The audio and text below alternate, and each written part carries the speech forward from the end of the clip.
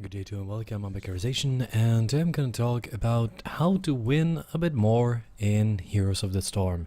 So if you are a new player to the game, or if you're somewhat new, let's say, you might think about ways how to improve yourself, and of course there is gameplay stuff which everyone can always improve upon. You can have better micro, you can have better a lot of stuff, and I will talk about three things that I actually consider to be the most important for new players, or actually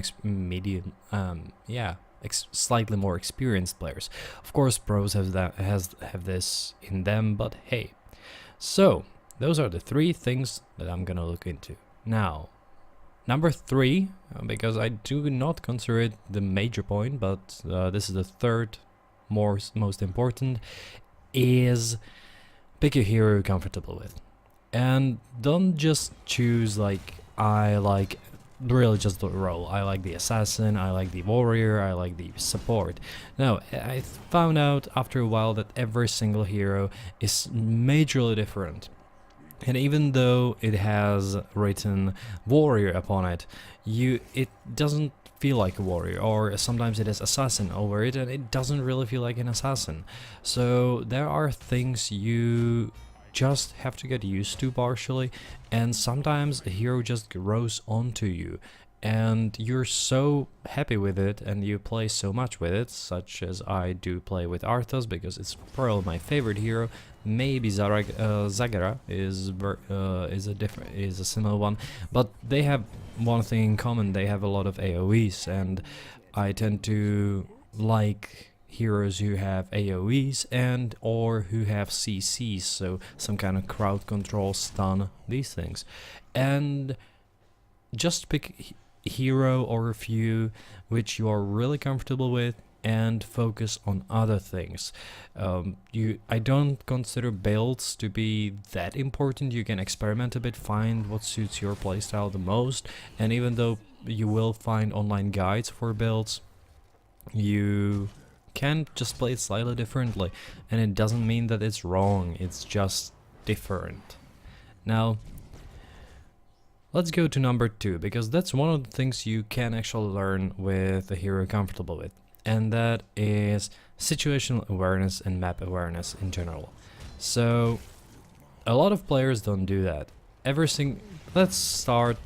Once you're comfortable with your hero and you don't really have to focus on every single thing, you can start looking at the minimap. And if you just every 10 seconds, you just take a look at the minimap, assess it and see, okay, people are missing, I saw them in the middle, and you can actually guess that, okay, they're probably coming for me.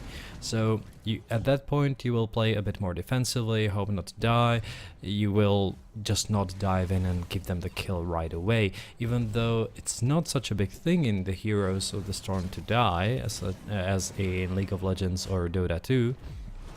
It still puts your team into disadvantage if, for example, some kind of objective happens, event happens. So let's focus on that a bit. Every single time you go drink to a fountain, you don't really have to watch your hero go to the fountain. No, you can take the time, click on the fountain once, and then just take a look at the minimap, what's going on. This kind of situational awareness is really important in the early phase, and later on as you go together, it's not that important, and then you have the real situational awareness of, we have someone coming from the top, someone coming from the bottom, I don't want to end up in the middle, so this is like a positional game more. But the map awareness is really important in the early and mid game, and it is one of the most vital skills that actually goes to all the MOBA games. And if you are a semi-experienced Dota player, you will actually have some kind of map awareness which people from who started just on the Heroes of the Storm might not have.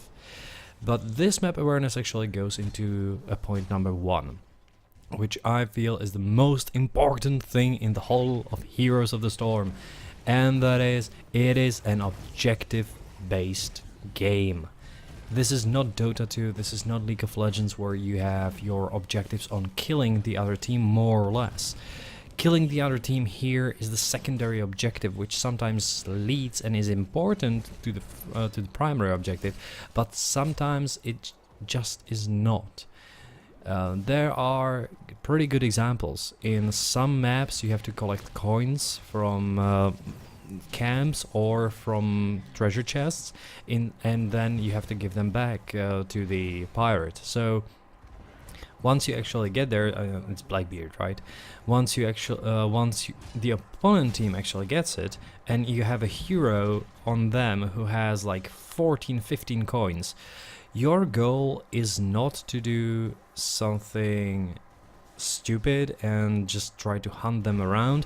Very often you just have to focus on that one point where they actually have to go in order to get the coin. You have to stop them. Also, you have to realize that killing 3 other guys is by far not as important as killing this one with those 15 coins. If you have scales, it is very similar. You collect scales, so you have to focus a bit on collecting scales, but you also have to focus on opponents who have more scales on them in order to remove those scales from them and actually get half of it too. There are maps where you have to go to a specific point in order to curse the other team, in order to damage the other team, because pushing on some maps is completely useless. If you lose all the objectives, even with the best pushers, you won't be as quick as the other team which is finishing the objectives. If you have a bunch of fountains, or what's that, altars that you actually have to defend or get, then focus on that objective. Sometimes what happens is, and you can see it in the game behind me, that players don't really focus that much on the objectives, and they are more like in the laning phase. It's like if they were too used to some kind of MOBA, just going forward. But the problem is that at these objectives you very often have to go at 4 or 5 people, and if there's just 2 of you or 3 of you, that is a bit of a problem. If there is 4 of you, that's okay, but sometimes if the objective is actually the fighting objective and you are 4 versus 5, then of course it's a trouble. Depending on your team composition, of course, too, because if you are a bunch of tanky characters, it's kind of okay. If your tank or healer is missing in the fight, then it's a bit of a problem, and maybe it's a bit of a problem of the whole team, that they have not realized that the healer is not with them, even though the healer should have been there too. Maybe wait for 10 seconds and it will work out. That's it. I will give you a bonus thing on what I think is really important in order to get better. And that is not blaming others, blaming yourself for the faults you might actually have. Sometimes you see just players which are right away bad. And being negative, calling them noobs, yeah, of course they're noobs, they're probably new. That's the definition of a noob, it's newbie. So you're actually not being just rude, you're not being rude, you're actually being objective at that point. However, because it's a rude word, that's a different one, or it's meant rudely. So try to be a bit supportive, maybe, you know, give them a word of what they're supposed to do, give them a hint, but don't blame others. Usually if you are the only person in the team who is being negative and calling everyone else noobs, or you have that kind of person with you, this person is usually the problem. Because you will see that you have 4 players together, and then you have this one person who is always somewhere else and is always complaining that this person is completely alone and you never support them, because this person is playing his own game and really wants all the other people just to play his game, without him actually acknowledging that this is a multiplayer cooperation, so he has to also change his plans according to the rest of the team. I hope that this helps you actually reach let's say bigger heights, heights, but reach higher ranks if you're playing ranked, or in general a higher win rate. I have just 70%, which is not that high, but it is okay. My highest rank was 4. I ended up in season on rank 6, and well, sometimes you will get lucky and you will get the screen that I sometimes get, the MVP. Well, I hope that this will also happen to you, and well, thanks for watching, and see you next time.